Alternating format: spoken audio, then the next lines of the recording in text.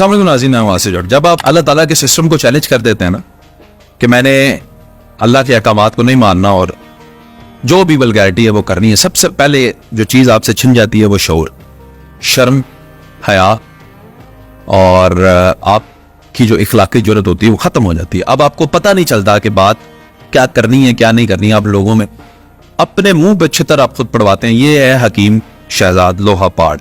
इसने शाहिद अफरीदी को जो पैगाम भेजा है कि 5 बेटियां हैं, अगर बेटा चाहिए तो बीवी को लेकर मेरे पास आओ तो मैं दवाई दूंगा तो फिर बेटा हो जाएगा। 5 बेटियां हैं उनकी, अगर वो आ जाते हैं तो मैं चैलेंज करता हूं कि नेक्स्ट बार इंशाल्लाह उनके यहाँ बेटा आ जाएगा। अब ये बात जो इसने की है ये कोई मामूली बात नहीं है, इस पे तो मैं तबसरा करता हूँ। लोग ये भी मुझसे पूछ रहे हैं आप हकीम शहजाद के पीछे, उसका आपका लेवल नहीं है, आप क्यों उसका नाम लेकर वीडियो बनाते हैं? तो इसकी भी मैं वजाहत आगे आज करता हूँ। वीडियो पूरी देखिएगा कि मैं क्यों इसकी जो बातें होती हैं उनको रिबट करता हूं, इसकी जरूरत क्यों मुझे पेश आती है, ये भी मैं आपको आगे बताता हूं। पहले आ जाएं इस बात के ऊपर। अल्लाह ताला माफ करे, इसको माफी मांगनी चाहिए अल्लाह से भी और कौम से भी। अल्लाह ताला ने ये जिम्मेदारी अपने जिम्मे रखी है कि वो जिसको चाहे बेटे दे, जिसको चाहे बेटियां दे और जिसको चाहे ना दे।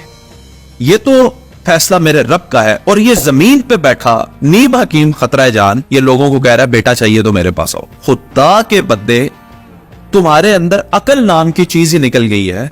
तुमने कभी जिंदगी में कुरान की दुआ आयत पढ़ी होती तो तुम्हें पता चलता कुरान में अल्लाह ने लिख दिया है, लेकिन इस शख्स को यह तमीज ही नहीं। और फिर बेटियां होना कोई जुर्म है? उसकी 5 बेटियां तो उसको बेटा चाहिए। क्यों बेटा चाहिए? आप इसकी अकल का लेवल देखें कि इसको यह तक नहीं पता कि बेटियां अल्लाह की रहमत हैं।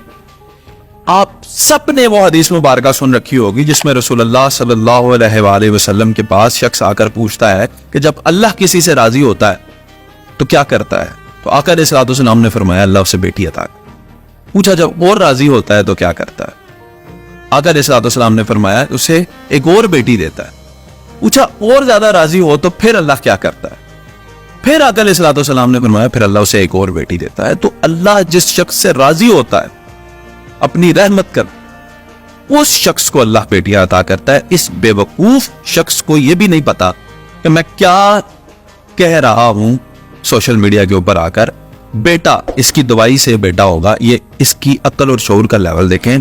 मैं वहां के ड्रग इंस्पेक्टर्स पे भी आफरीन है कि जो इससे बता लेकर इसको चेक नहीं करते कि इसकी दवाइयों के अंदर है क्या और ये कौन सी दवाइयां क्लेम कर रहा है।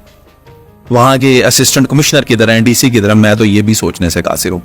आगे बढ़ेगा, मुझे क्या जरूरत पेश आती है जी? हकीम लोहा पाड़, आप ये देखें कि इस तरह की चवलों को अगर हम रिस्पॉन्ड नहीं करेंगे, क्रिटिसाइज नहीं करेंगे, कंडेम नहीं करेंगे, ये बढ़ते जाएंगे। आप लोगों ने खामोशी इख्तियार की, आपने इसको नहीं जवाब दिए, आप लोग सिर्फ व्यू देते हैं। आप लोग अगर इसे कमेंट में कंडेम करें इन बातों को तो ये इस तरह की हरकतें क्यों करें? अपनी बेइज्जती तो किसी को अच्छी नहीं लगती जी। जब तक ये लोग आके सारे जर्नलिस्ट आकर कंटेंट क्रिएटर्स इसकी इन बातों को और मेरी भी ये गलत बातें उसको भी कंडेम करें, हर वो शख्स जो है ना, एक ये चीजें चलनी चाहिए सोशल मीडिया के ऊपर कि आप इससे गिरी भी। वो हिबा बुखारी को इसने कह दिया कि जनाबे वाला मेरी दवाई से हमल ठहरा, ये कोई तरीका कार है? और फिर मेरा कंसर्न मेरी पाकिस्तानी अवाम है, उसकी ऑडियंस बांग्लादेशी तो नहीं है, उसकी ऑडियंस इंडिया के तो नहीं है, अमेरिकन भी नहीं है, कौन है? पाकिस्तानी लोग।